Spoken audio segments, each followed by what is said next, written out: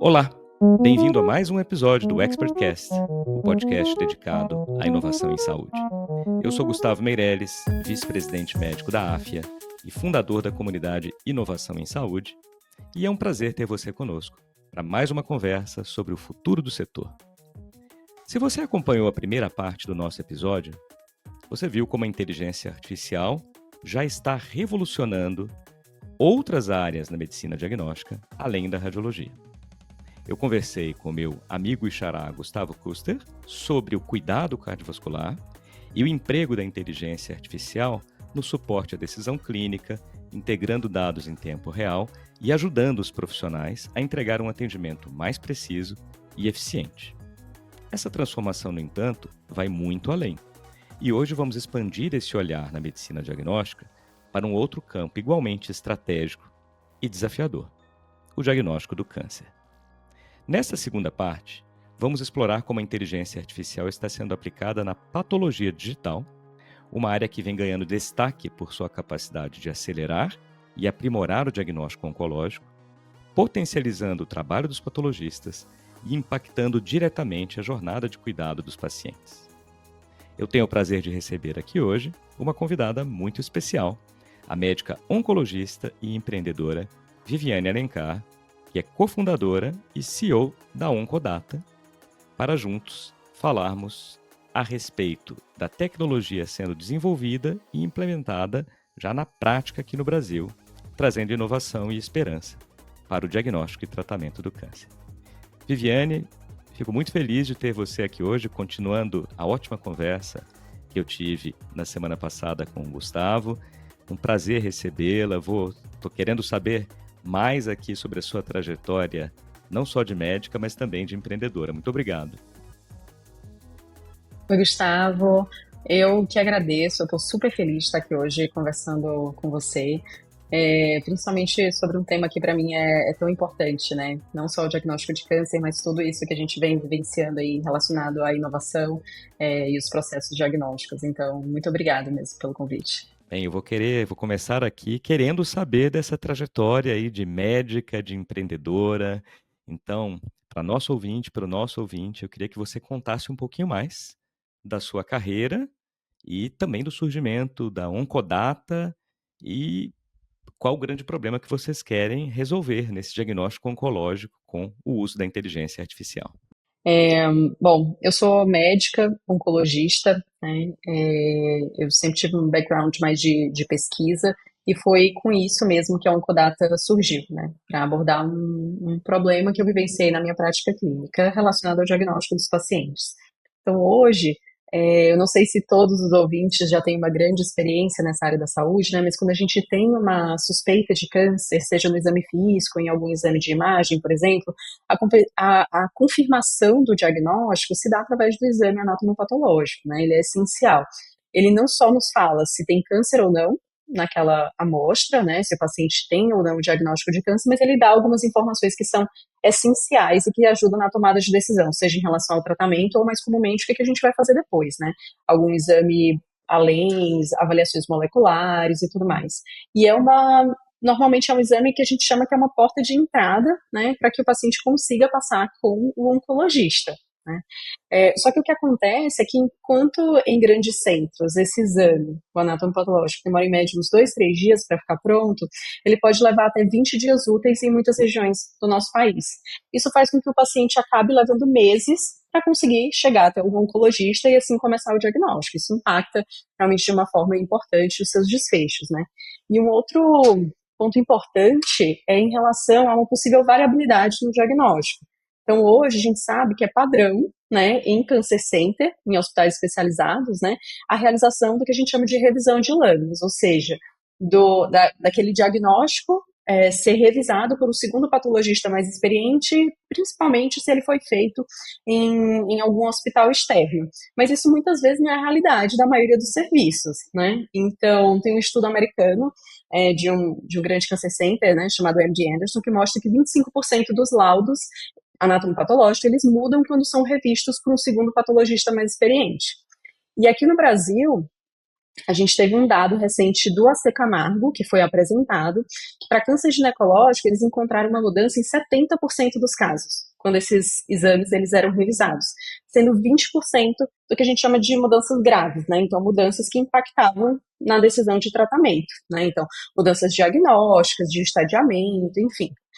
E um dos grandes motivos para isso hoje é que, infelizmente, a gente tem uma escassez de patologistas, não só no Brasil, né, mas no mundo inteiro. Né? Pelos dados da OMS, era para a gente ter 6 patologistas a cada 100 mil habitantes, mais ou menos. Aqui no Brasil, a gente tem 1,6 concentrados em capitais, região sudeste do país. E, assim, são profissionais que, infelizmente, a gente não tem uma previsão de melhora, porque se a gente olha os dados da Sociedade Brasileira de Patologia, só 50% das vagas de residência médica são ocupadas, assim. Então, são profissionais que a gente chama de joias raras, né? Então, assim, que a gente precisa muito, são essenciais para o diagnóstico, mas que, infelizmente, são escassos.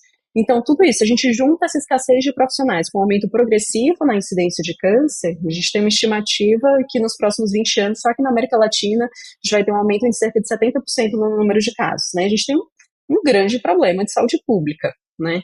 Então, foi com base nisso tudo, né, que a gente começou a investigar um pouco o que estava sendo feito no mundo para tentar ajudar a resolver esse problema. O meu cofundador é o Felipe, é um amigo também. A gente estava conversando, né, que eu sou da Fundação Estudar, e esse meu amigo, ele também é da Fundação Estudar, é um engenheiro do ITA, especialista em Machine Learning. A gente escreveu um projeto de pesquisa, aplicou para a FAPESP, né, que é a Fundação de Amparo à Pesquisa do Estado de São Paulo. A gente ganhou 2 grants de pesquisa, que é o PIP1 e o PIP2, e para construir a nossa tecnologia e com o desenvolvimento realmente, com o avanço de tudo que a gente estava fazendo, mais ou menos em abril do ano passado, a gente resolveu ficar full time realmente para aprofundar nesse problema, e foi quando a gente considera que a Oncodata verdadeiramente nasceu, né, e que começa uma jornada empreendedora verdadeiramente dita, assim, né, então tem sido isso, assim. Excelente, é uma belíssima trajetória e vocês estão olhando, né, para um problema que cada vez vai ficar maior, como você colocou, até mesmo tivemos o lançamento recente dos dados da demografia médica aqui no Brasil, indicando, como você também mencionou, uma enorme carência de profissionais médicos patologistas já existente e que tende a se agravar nos próximos anos. Então, aí com a maior incidência de diagnóstico de diversas neoplasias malignas e com o menor número de patologistas, é muito importante que tenhamos iniciativas como da Oncodata. E eu já aproveito também, Viviane, para te perguntar os principais desafios que vocês têm enxergado hoje, tanto do lado técnico quanto do lado de regulação aqui no Brasil, ao aplicar inteligência artificial para uma área tão sensível que é a oncologia, né? Especificamente para o diagnóstico aqui anatomopatológico. Perfeito, essa é uma pergunta super interessante, né, e desafiadora. A Oncodata, ela surgiu com foco em desenvolvimento de tecnologia para diagnóstico de câncer e patologia digital, né, com foco aí em soluções de inteligência artificial. E aí, quando a gente pensa, falando aqui primeiro dos desafios técnicos, né, a gente tem uma série de desafios técnicos que são muito particulares da patologia. Eu acho que a gente pode dividir, assim, talvez em 3 grupos principais. Acho que o primeiro é um ponto mais estrutural. Então, a patologia, ela não está 100% digitalizada, ao contrário de alguns setores como a radiologia, por exemplo, né? Então, isso é algo que gera um grande desafio, tanto relacionado à construção de bancos de dados, quanto do potencial de construção de soluções que sejam verdadeiramente aplicáveis na prática clínica, né? Então, isso, quando a gente começou, era um ponto super importante. Mas o que a gente está vendo atualmente, felizmente, é um aumento importante nessa digitalização, que tem sido gerado principalmente por uma redução do custo, né, de hardware, como dos scanners que digitalizam essas lâminas histológicas e do poder computacional, né? Então, a gente tem visto uma redução importante nessas tecnologias, que são importantes, inclusive, não só para o processamento e desenvolvimento dos algoritmos, mas também para armazenamento dessas imagens. E isso tem feito com que mesmo laboratórios menores acabem conseguindo adquirir scanners, digitalizar e fazer parte desse processo. Então é algo que a gente vê que está melhorando, mas ainda é um desafio, porque hoje acho que a estimativa ainda é que a gente tenha cerca de 30% dos laboratórios digitalizados, tá? Aí a gente tem um outro ponto importante que é relacionado ao dado em si, né? Que aí é um desafio bem particular e interessante da patologia digital. O primeiro ponto é que as imagens da lâmina, que são geradas pelo scanner, são o que a gente chama de whole slide image, né? Ou imagem de lâmina inteira numa tradução mais literal, assim, né? Elas são imagens que têm um formato que a gente chama de piramidal, porque elas têm que ser digitalizadas em diferentes níveis de zoom, tanto para garantir uma representatividade mais estrutural, né? Ou seja, aquela lâmina física, quando você digitaliza num nível de zoom menor, você consegue ver uma arquitetura mesmo do tecido, e isso dá um certo tipo de informação, quanto quando a gente digitaliza com um nível muito maior de zoom, a gente consegue ver particularidades relacionadas, por exemplo, a nível celular, né? Então, se a gente tem essas imagens que são piramidais, com diferentes níveis de zoom, isso faz com que a gente tenha dados muito grandes, imagens muito pesadas. Então, a média que a gente tem, por exemplo, de uma lâmina de patologia é hoje de 1 GB de tamanho, mas a gente já teve lâminas que tinham até 5, 7 GB de tamanho, né? Se a gente pensa num paciente que é submetido, por exemplo, a uma ressecção cirúrgica, uma prostatectomia radical, às vezes um caso ele pode ter 40 lâminas, né? Então, tudo isso faz com que a gente tenha uma série de complexidade em relação, por exemplo, as imagens precisam ser processadas para serem analisadas pelo patologista de uma forma rápida e efetiva na microscopia digital, né? Então, você tem que ter um software, um microscópio que seja capaz de ler essas imagens e tem que ser rápido, né? Porque tem que simular realmente o que o patologista faria no seu dia a dia normalmente. E também é um grande desafio na hora de construir as ferramentas de inteligência artificial pela necessidade realmente do poder computacional, de trabalhar com bancos de dados, bases de dados muito extensas, né? Então, normalmente, em geral, o que a gente precisa fazer para essas imagens específicas é que elas não são analisadas como lâminas inteiras, elas são divididas em partes, né, que a gente, em diferentes regiões menores, que a gente chama de patches, e a partir daí a gente aplica algumas metodologias de acordo com o objetivo que a gente tem, né.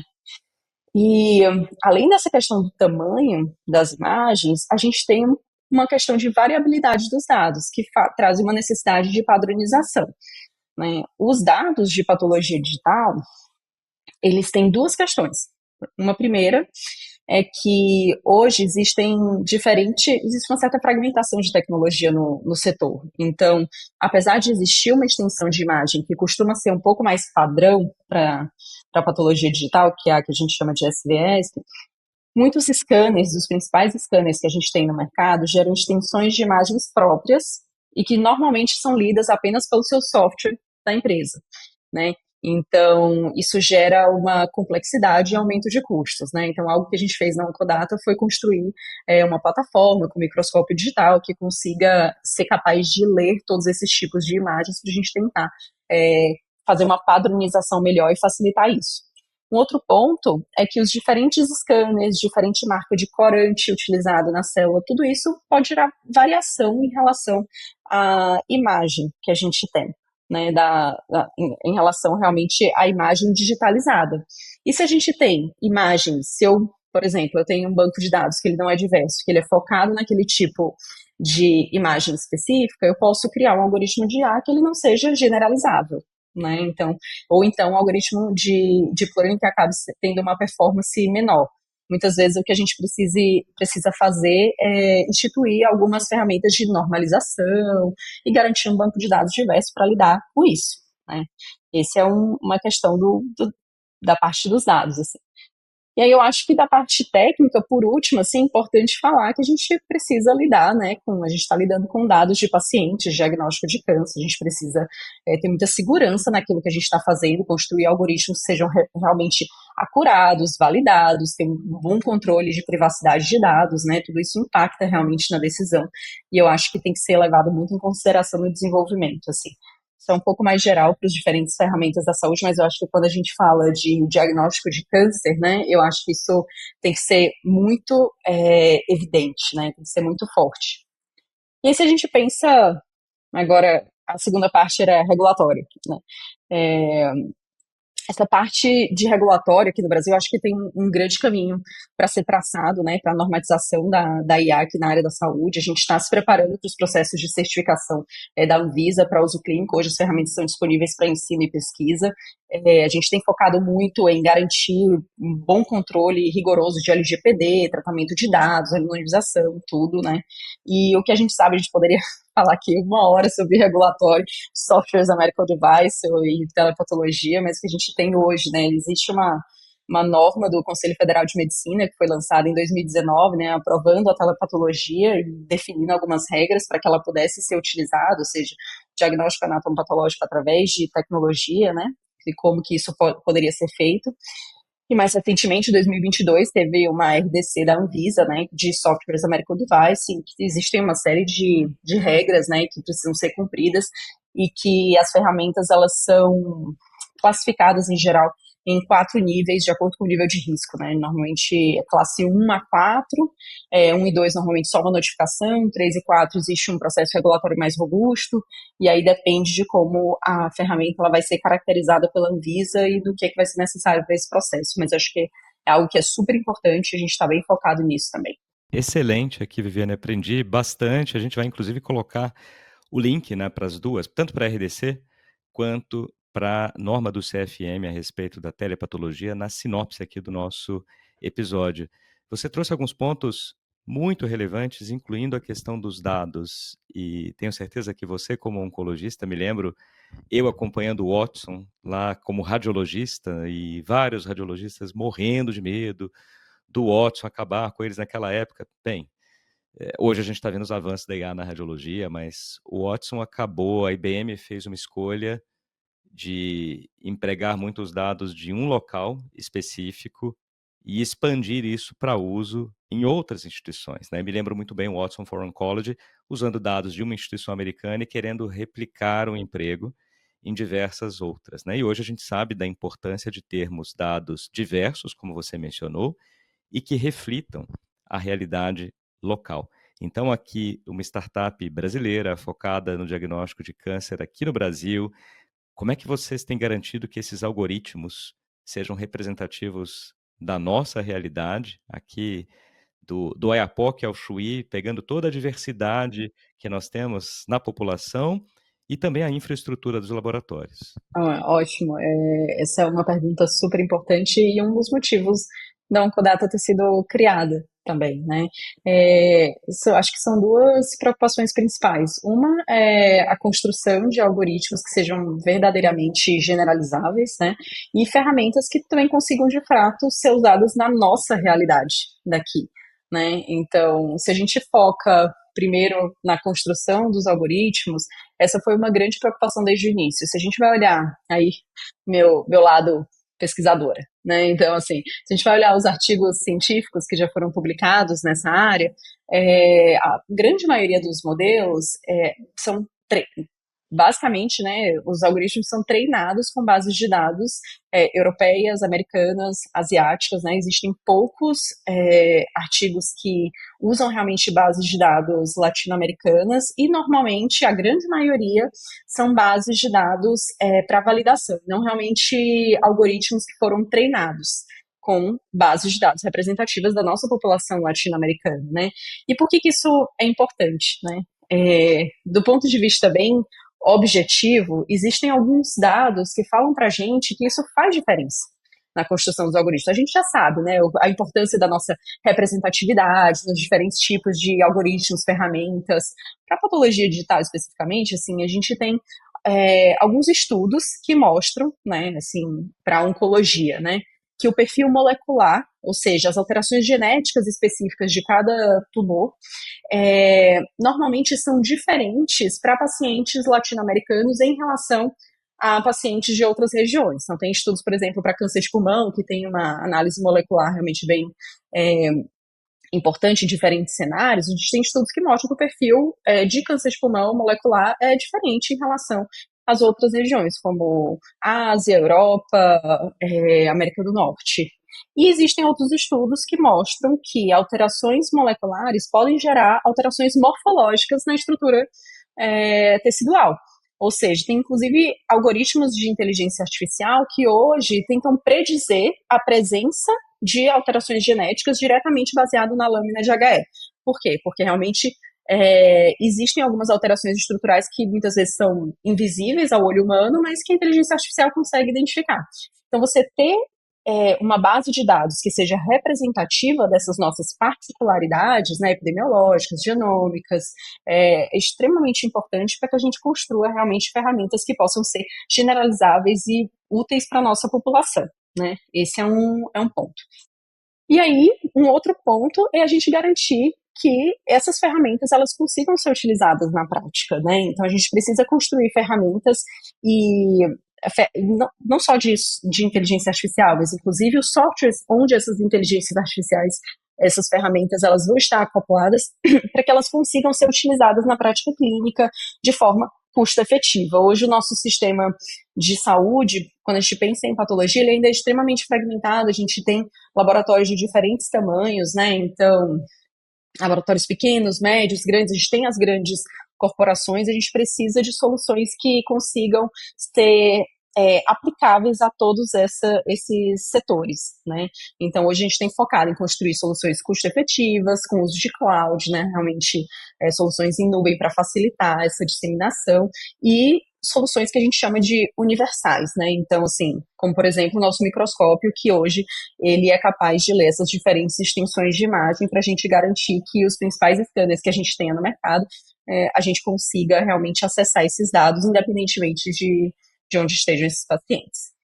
Muito bom. E aí, para a gente olhar para o futuro agora, né? Você como oncologista, fundadora aqui da Oncodata e vendo todo o hype causado por inteligência artificial, não só na medicina, mas em todas as áreas, né? Agora, nos últimos anos e com tendência a até aumentar, como que você enxerga nos próximos 5, 10, 15 anos a inteligência artificial na oncologia como um todo, no diagnóstico oncológico e na anatomopatologia?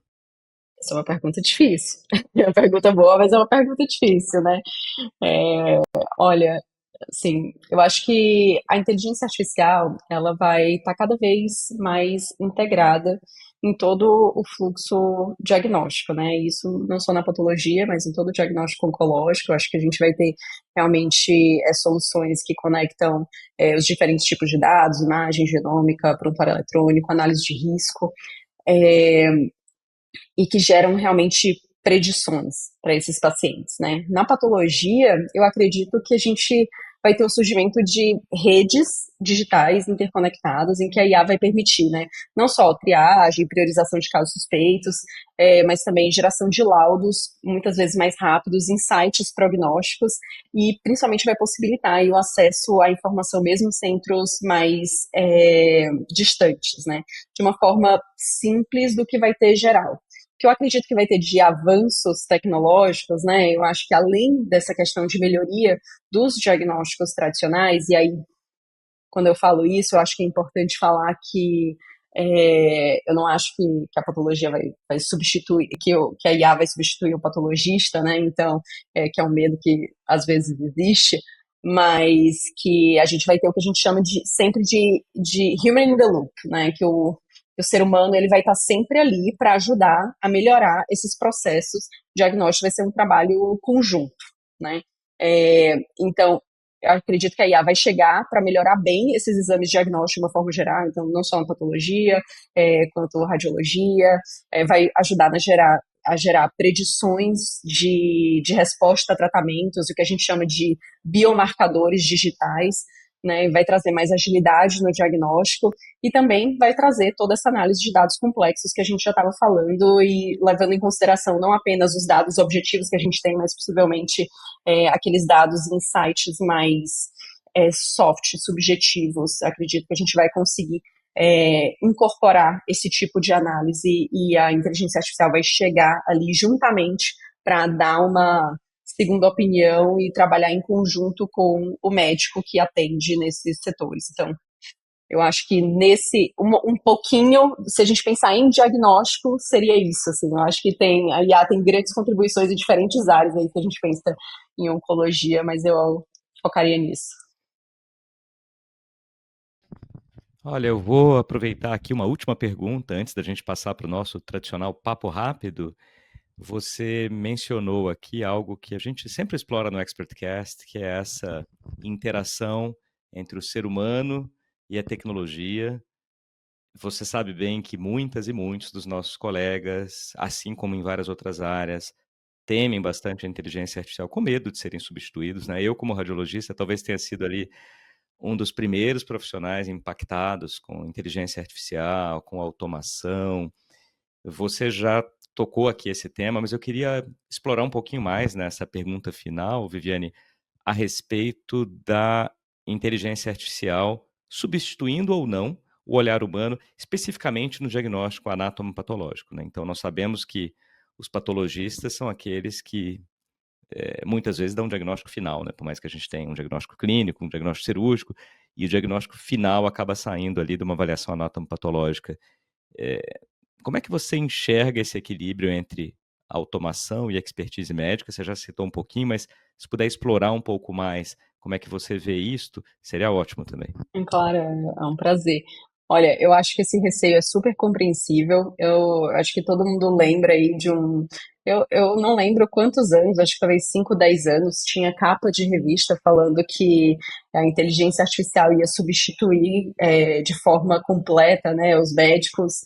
Falavam muito da radiologia realmente na época. O que a gente viu foi que isso não é verdade, né? Assim, a inteligência artificial ela tem avançado muito em diferentes áreas, né? Inclusive na saúde, contribuído muito, mas ela está longe de substituir o olhar do médico e a decisão realmente do diagnóstico final, né? Então, o que a gente entende é que a IA ela não vem para substituir o patologista, ela vem para ampliar esse olhar humano. Então, o patologista ele continua sendo essencial ali na tomada de decisão e a IA vai chegar realmente como uma grande aliada na análise de casos, na automatização, né, de tarefas repetidas.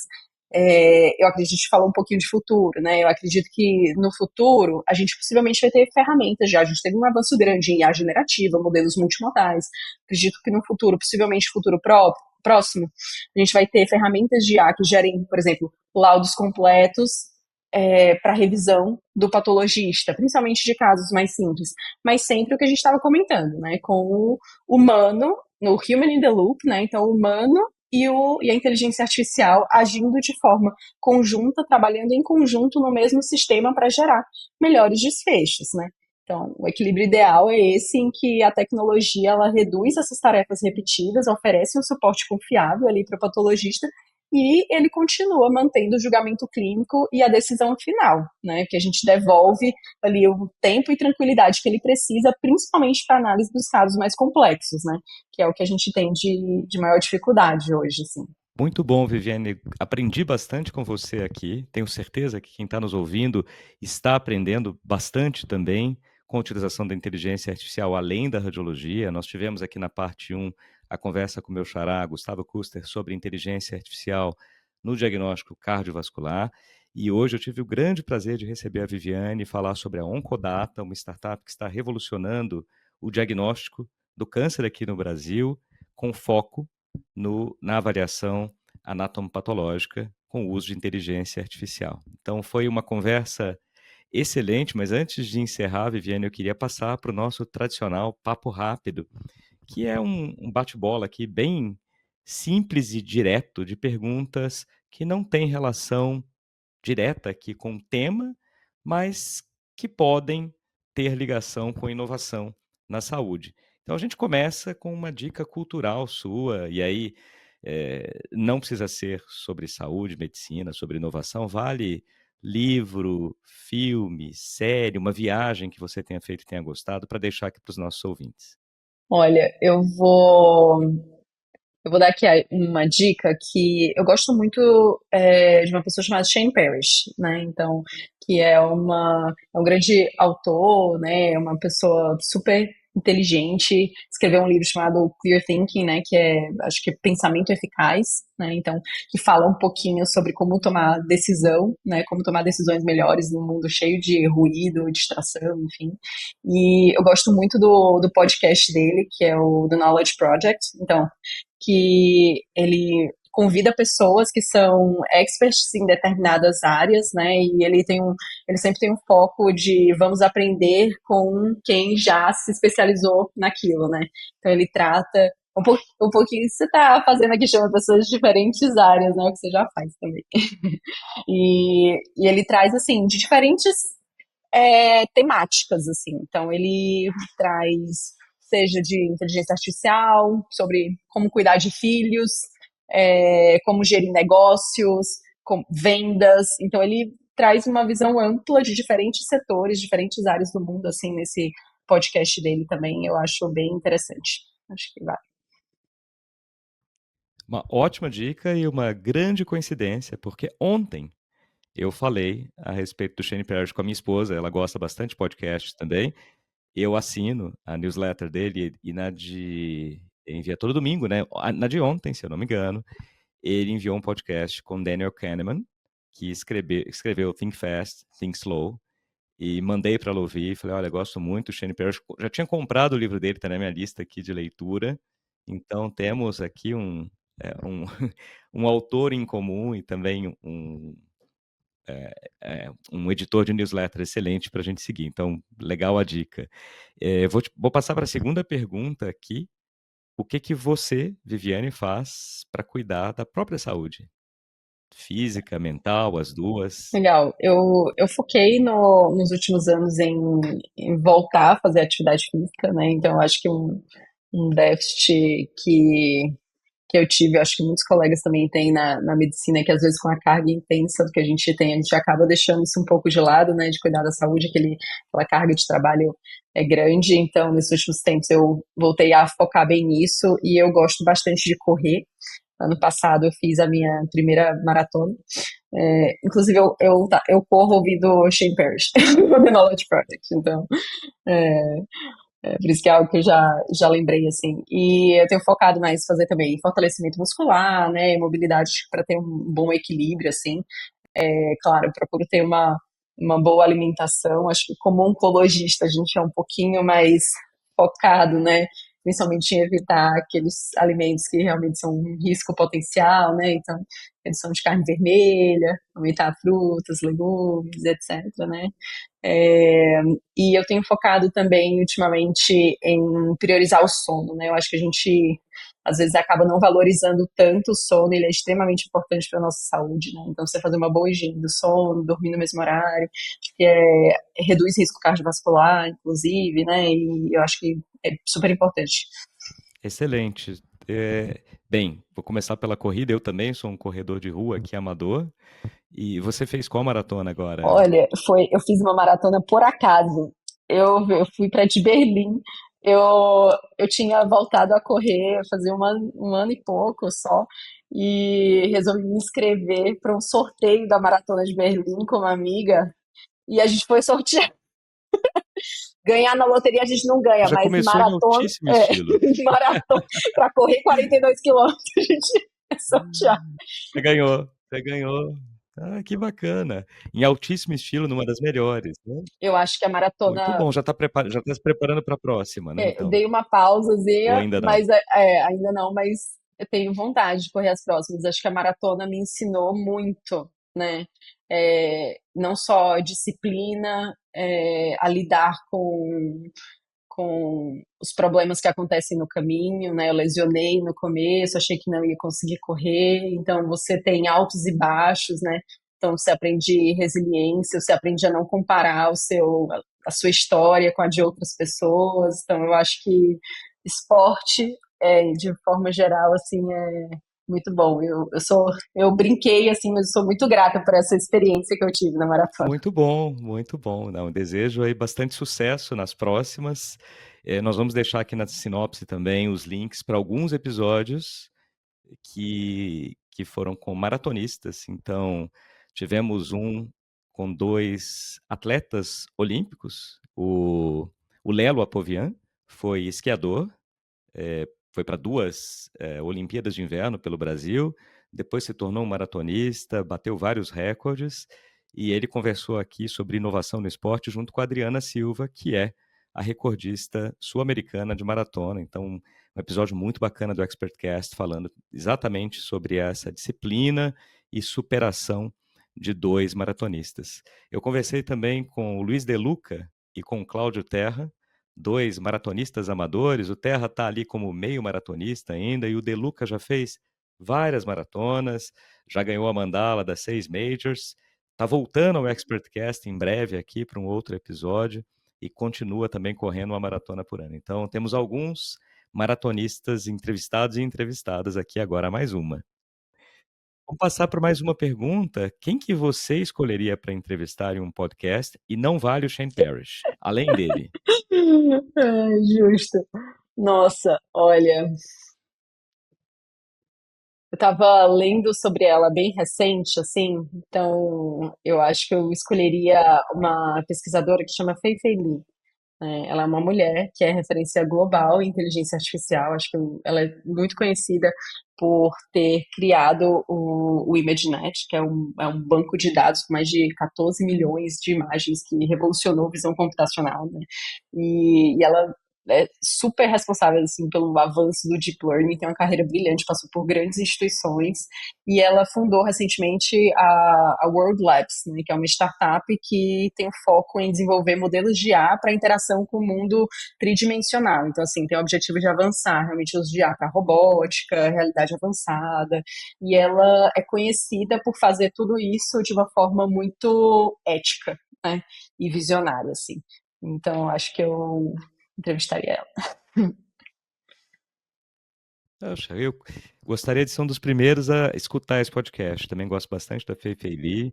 Então, ótimos nomes aqui, Shane Parrish, Fei Fei Li. A gente vai encerrar com a sua inovação preferida. Não precisa ser na saúde apenas, vale qualquer inovação em qualquer área.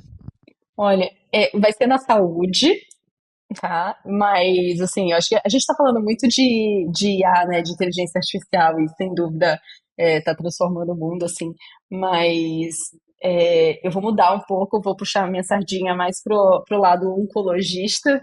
Eu estava comentando sobre isso hoje, ontem, com um amigo que não é da área, assim, então é o que me vem à cabeça, assim, é imunoterapia, né? Então, são o que a gente chama de inibidores de checkpoint imunológico, né?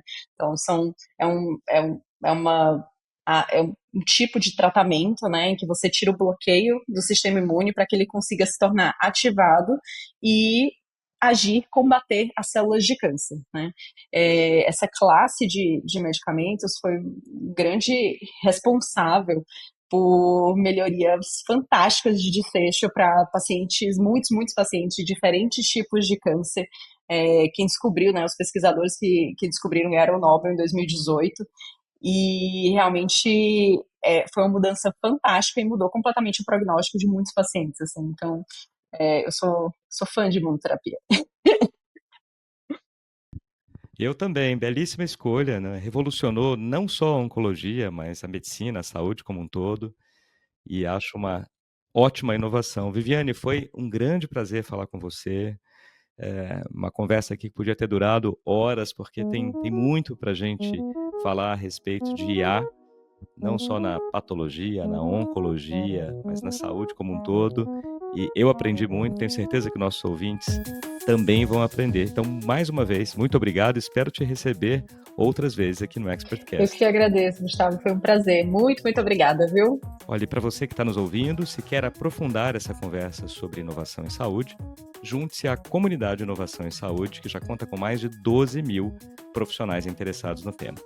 Acesse inovaçãosaude.com e faça a sua inscrição gratuita nos nossos grupos de discussão, onde trocamos experiências e fazemos atualizações a respeito das principais tendências do setor. O ExpertCast é uma iniciativa que tem o apoio da Agfa e a produção da SoulPods, e nós fomos reconhecidos recentemente pela Medium Podcasts como um dos principais podcasts em saúde digital no mundo. Então, se você gostou do episódio, nos apoie seguindo o ExpertCast, dando 5 estrelas na sua plataforma de podcast preferida e compartilhando nossos episódios nas redes sociais com seus amigos e seus contatos. Assim, nós ajudamos a levar conteúdo de qualidade para mais pessoas e fortalecemos o diálogo sobre inovação na saúde. Muito obrigado pela companhia e até o próximo episódio.